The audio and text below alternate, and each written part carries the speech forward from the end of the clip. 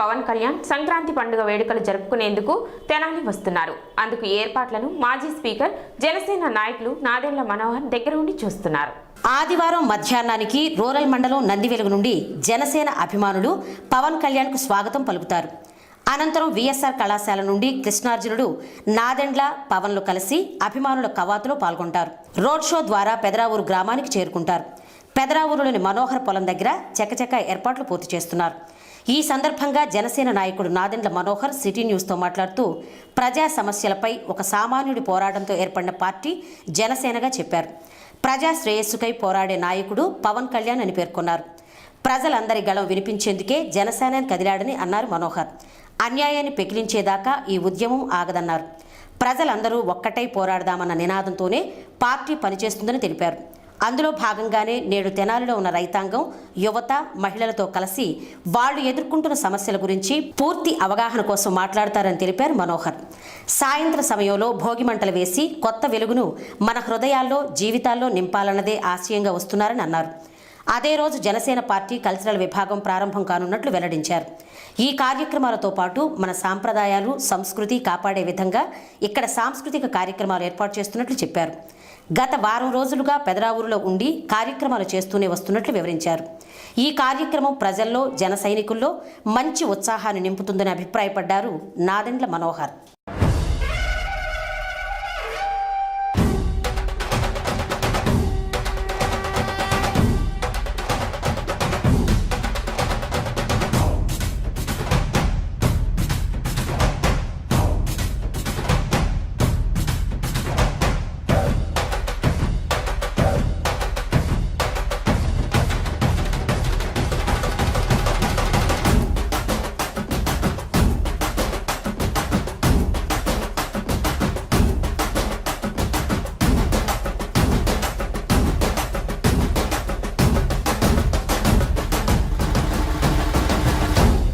రాష్ట్ర రాజకీయాల్లో కొత్త శకం ప్రారంభమైంది. ఎందుకంటే గతంలో కాంగ్రెస్, తెలుగుదేశం, వైఎస్ఆర్సీపీ ఇలా ఈ మూడు పార్టీల మధ్యనే పోటాపోటీ ఉండేది. అలాంటిది ఈ రోజున కొత్తగా జనసేన పార్టీ వచ్చేసింది. ఆ పార్టీ నాయకుడు పవన్ కళ్యాణ్ గారు ఇప్పటికే అనేక ప్రాంతాల్లో తిరగటం, ప్రజాహిత కార్యక్రమాల్లో పాల్గొనడం జరిగింది. అయితే ఈ కొత్త శకం ఆరంభానికి తొలుత తెనాలి రాబోతున్నారు పవన్ కళ్యాణ్ గారు. ఈ కార్యక్రమాన్ని మాజీ స్పీకర్, జనసేన నాయకుడు నాదెండ్ల మనోహర్ గారి ఆధ్వర్యంలో మరి సంక్రాంతి సంబరాలు జరుపుకోబోతున్నారు తెనాలిలో. ఆ కార్యక్రమానికి పవన్ కళ్యాణ్ గారు తొలుత తెనాలిలో అడుగుపెడుతున్న సందర్భంగా మరి పెదరావూరులో ఉన్నటువంటి నాదెండ్ల మనోహర్ గారి పొలంలో ఏర్పాటు చేస్తున్నారు ఈ కార్యక్రమాన్ని. ఆ కార్యక్రమం గురించి మనోహర్ గారు ఏం చెప్తారో వినోద్దాం రండి.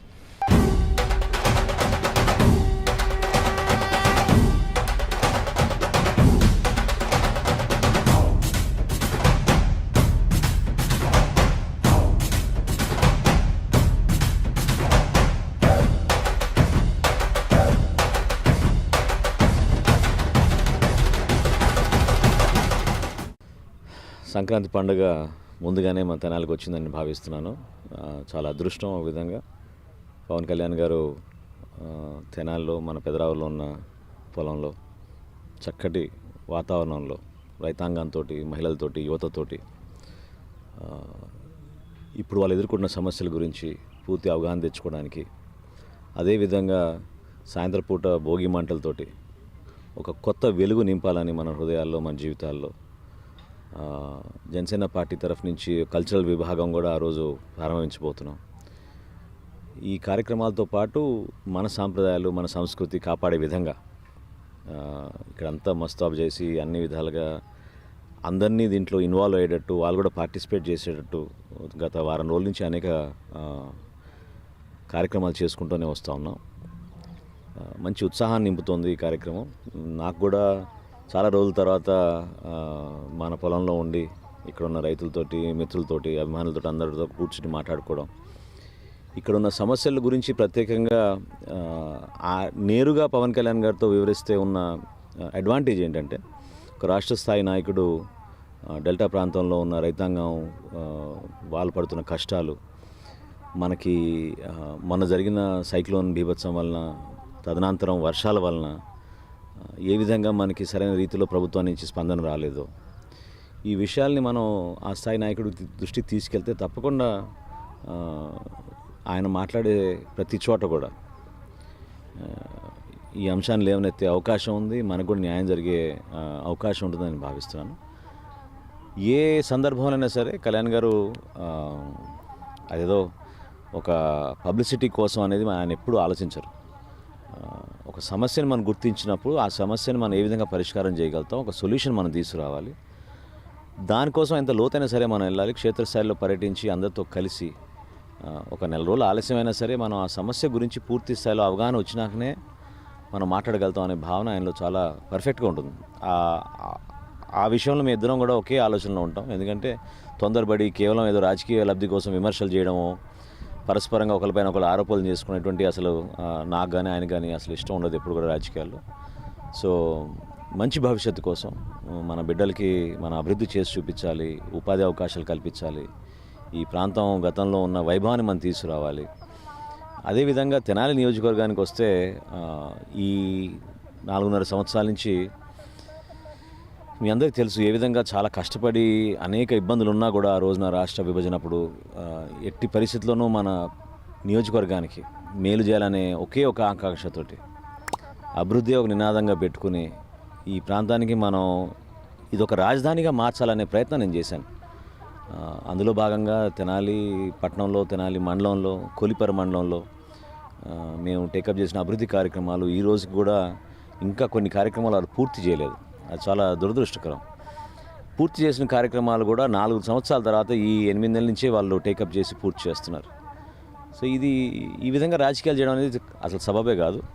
మంచి మనసుతోటి మనం ఒక అభివృద్ధి కార్యక్రమం మనం చేపట్టినప్పుడు ఒక వ్యక్తికో ఒక పార్టీకో పరిమితం అయ్యేది కాదు. అది సమాజానికి ఉపయోగపడే విధంగా, ప్రజలకు ఉపయోగపడే విధంగా ఒక ప్రజాప్రతినిధి పనిచేయాలి తప్ప ఎప్పుడూ తన సొంత లబ్ధి కోసమో తనకేం వస్తుంది అనేది మనతో మనం ప్రయత్నం చేస్తే ఒక ప్రజాప్రతినిధిగా మనం నిలబడలేం. సో మరొకసారి నేను ఈ పండుగ అయిన తర్వాత గ్రామాల్లో నేను పర్యటిస్తాను, వార్డులో కూడా పర్యటిస్తాను. ప్రజా సమస్యలు ఇంకా లోతుగా తెలుసుకుని వీటి గురించి బహిరంగంగా మాట్లాడడానికి నేను ఇన్ని రోజులు కొంచెం ఏదో ప్రెస్ కాన్ఫరెన్స్ల ద్వారా మాట్లాడాను, కానీ ఎక్కడ కూడా నేను సభలు ఏర్పాటు చేయలేదు. కారణం కూడా ఒకటే, విభజన జరిగింది, కొంచెం సమయం ఇవ్వాలి.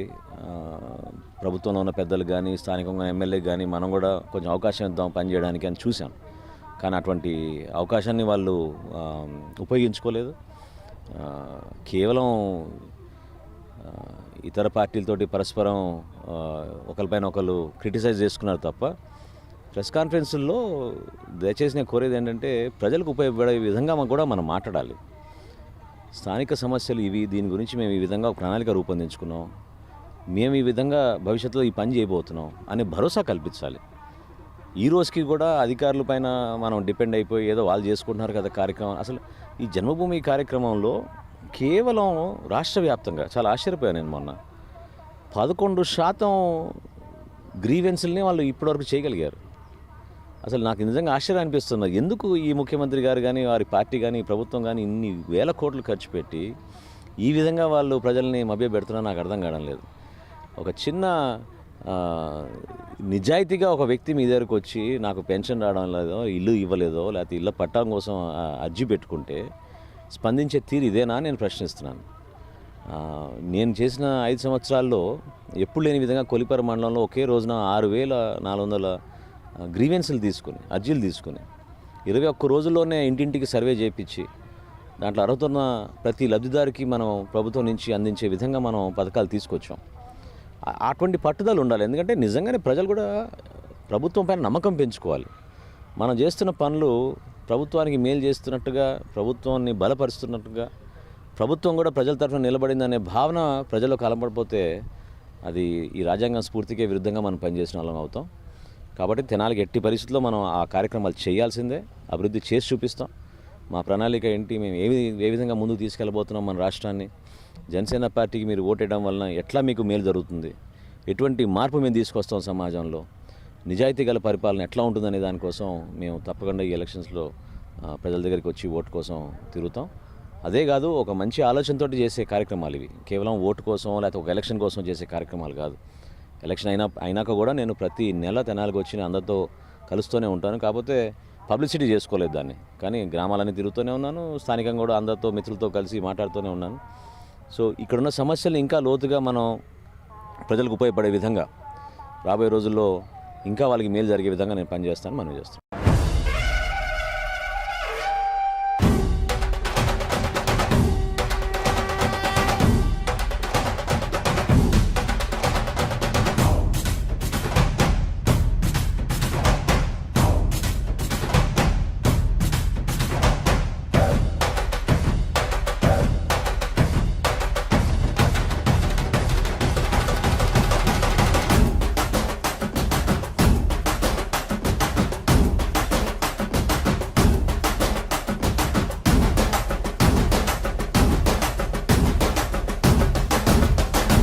చూశారు కదా, సంక్రాంతి సంబరాల్లో అనూహ్యంగా జరగబోతున్న తెనాలి కార్యక్రమానికి పెద్ద ఎత్తున మరి అభిమానులు, ఆయనంటే అభిమానించేటువంటి ఫ్యాన్స్ వాళ్ళు భారీ ఎత్తున తలరాబోతున్నారని చెప్పి మనోహర్ గారు చెప్తున్నారు. అంతేకాదు సంక్రాంతి సంబరాలని ప్రత్యేకంగా తను ప్రతి సంవత్సరం నిర్వహిస్తున్నట్టుగానే పెదరావుల్లో ఆయన పొలంలో నిర్వహించబోతున్నారు. దానికి తప్పనిసరిగా అనేక మంది మరి అనేక జిల్లాల నుంచి కూడా తరలి వస్తున్నారు. వాళ్ళందరినీ మరి ఇక్కడికి వచ్చేటప్పటికి పెద్ద సంఖ్యలో వస్తారు. వాళ్ళని కంట్రోల్ చేయడం కష్టమైద్దని అనుకుంటున్నారు. అందుకని తప్పనిసరిగా ఈ కార్యక్రమాన్ని దిగ్విజయం చేయడానికి మరి అందరూ సహకరించాలి. ప్రజానీకం అందరూ కూడా సహకరించకపోతే ఈ కార్యక్రమాన్ని సక్రమంగా నిర్వహించలేమని చెప్పి అంటున్నారు. తప్పనిసరిగా అభిమానులంతా, పవన్ కళ్యాణ్ గారి అభిమానులంతా సహకరించి ఈ సంక్రాంతి కార్యక్రమాన్ని, ఈ సంక్రాంతి పండుగ దిగ్విజయంగా చేసుకుందామని చెప్పి మనోహర్ చెప్తున్నారు. కెమెరామెన్ కమలాకర్ తో Raghuramayya, city news. City news ముగించే ముందు ముఖ్యాంశాలు మరోసారి.